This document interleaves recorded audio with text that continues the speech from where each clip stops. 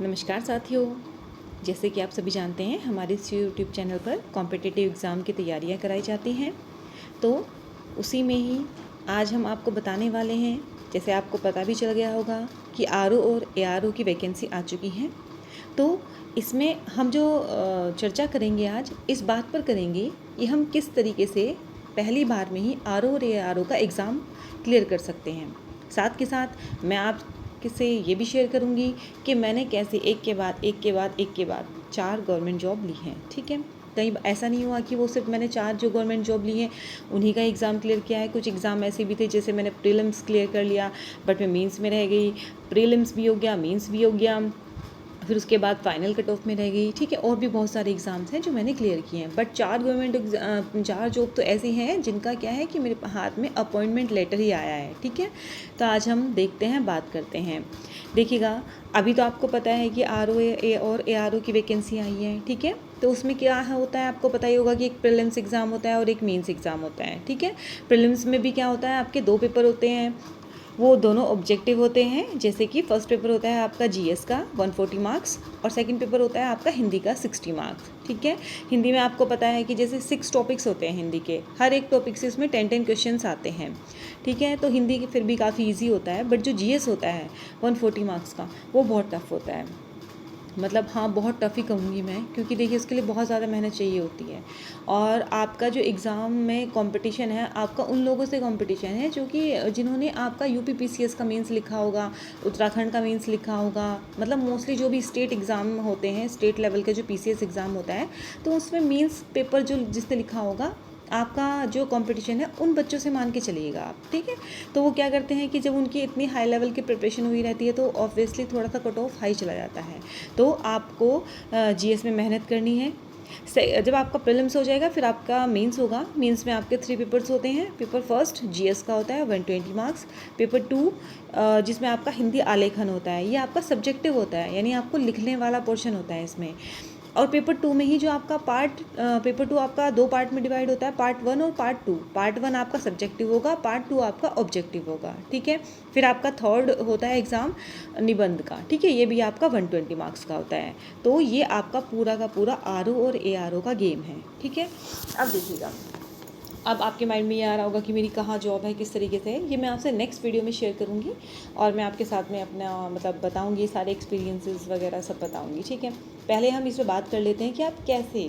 अब देखिएगा, आपको 9 अक्टूबर से क्या है इसके कि एग्ज़ाम मतलब जो भी है आपका जो फॉर्म है वो आप फिल कर सकते हैं। तो अब आपका देखिएगा, अब क्या होता है, आज से ही आपको बिल्कुल जी तोड़ ताबड़तोड़ मेहनत करनी है। आपको भी ये नहीं सोचना है कि चलो नहीं कल से करते हैं, नहीं परसों से करते हैं, चलो आज रेस्ट कर लेती हूँ, चलो फिर मार्केट में जाऊँगी तब बुक्स देखूँगी, तब नहीं। अब आप क्या कर रहे हैं कि आपने फॉर्म फिल करने का सोच लिया है, तो बस आज से ही आप लग जाइए। ठीक है, ये कोई एग्ज़ाम बहुत ईजी एग्ज़ाम नहीं है। ये क्या, कोई भी एग्ज़ाम ईजी नहीं होता है, हर एक में हमारा कॉम्पिटिशन लाखों करोड़ों बच्चों से होता है। ठीक है, तो यहाँ पर भी सेम यही कंडीशन है। इसमें देखिएगा, सबसे पहले आपको क्या काम करना है, सबसे पहले आपको सिलेबस देखना है। ठीक है, आपको सिलेबस डाउनलोड कर लेना है साइट से जा करके, या फिर किसी भी शॉप पे जाके आपको सिलेबस मिल जाएगा। उस सिलेबस को बिल्कुल थॉरोली एक बार रीड कीजिएगा। ठीक है, तो सबसे पहला काम हमारा क्या है, सिलेबस देखना।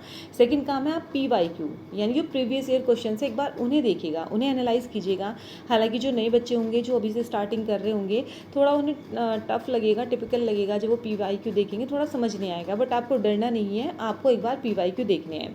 सेकंड, आपको क्या करना है, जब आपने सिलेबस देख लिया, फिर PYQ देख लिए, अभी समझ नहीं आएगा आपको तब तक आप PYQ देख रहे हो, बस ऐसे ही आप इनको पढ़ लो एक बार। ठीक है, आपको आइडिया लग जाएगा कि अच्छा ये तो हिस्ट्री का क्वेश्चन है, अच्छा ये पॉलिटी का क्वेश्चन है, अच्छा ये ज्योग्राफी का क्वेश्चन है, अच्छा ये करंट है, ये पूछा है। ठीक है, इस तरह से आप देख सकते हैं।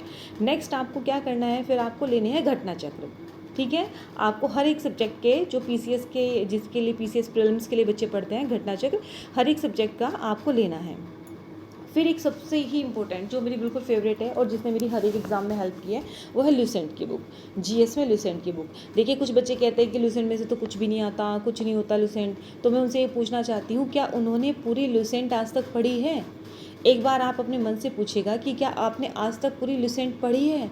लुसेंट में इतने फैक्ट्स हैं, इतने फैक्ट्स हैं, इतने फैक्ट्स हैं कि मुझे लगता है कि जो रियल में सीरियसली एग्ज़ाम की तैयारी करते हैं, सीरियस पार्टिसिपेंट होते हैं शायद उनका भी लुसेंट में कुछ ना कुछ मैटर, कुछ ना कुछ कंटेंट छूट ही जाता है, ठीक है। और लास्ट टाइम में भी लुसेंट का रिवीजन करना बड़ा मुश्किल हो जाता है, तो फिर आप क्या करिएगा, लुसेंट ज़रूर पढ़िएगा, ठीक है। तो हमारे क्या सबसे पहले सिलेबस, देन PYQ, देन घटना चक्र और लुसेंट।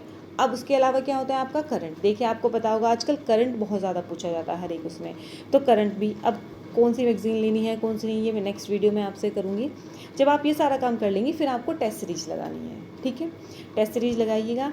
इन सब के चलते चलते आपको जो सबसे ही ज़्यादा काम करना है आपका, वो है आपको मल्टीपल रिवीजन, ठीक है। जब तक आप रिवीजन नहीं करेंगे तब तक कुछ भी नहीं होगा। अगर आप देखिएगा, आप जैसे आप फर्स्ट टाइम आपने पढ़ा, फिर आप उसको सेकंड टाइम रिवीजन करेंगे तो आपको ये लगेगा कि मैंने तो अभी तक कुछ पढ़ा ही नहीं था।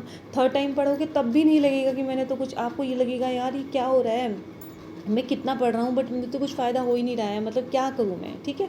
4 टाइम, जब आप 5th टाइम आपका रिवीजन होगा तब आपको फील होगा कि अच्छा हाँ, मतलब अब मुझे कुछ याद आ रहा है, ठीक है।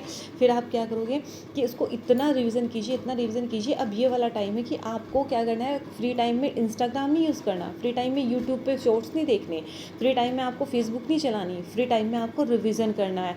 खाना खाते टाइम, नहाते टाइम, हाँ है ना, सोते टाइम भी आपका इनफैक्ट दिमाग आपका बड़बड़ाना चाहिए। जब हमारा जो दिमाग है ना वो बड़बड़ाने लगता है सोते टाइम भी, तब समझिए कि आप सिलेक्शन के बिल्कुल पास हैं, ठीक है। तो आपको ये सब करना है।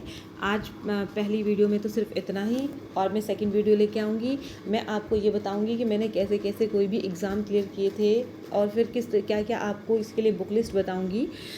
बस आपसे ये रिक्वेस्ट है कि प्लीज़ अगर आपको ये सब मेरा कंटेंट पसंद आया तो हमारे चैनल को प्लीज़ लाइक कीजिएगा, सब्सक्राइब कीजिएगा, और हम इसमें मिल करके एग्ज़ाम की तैयारी करेंगे।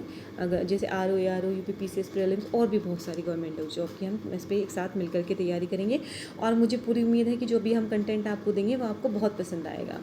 थैंक यू सो मच, धन्यवाद।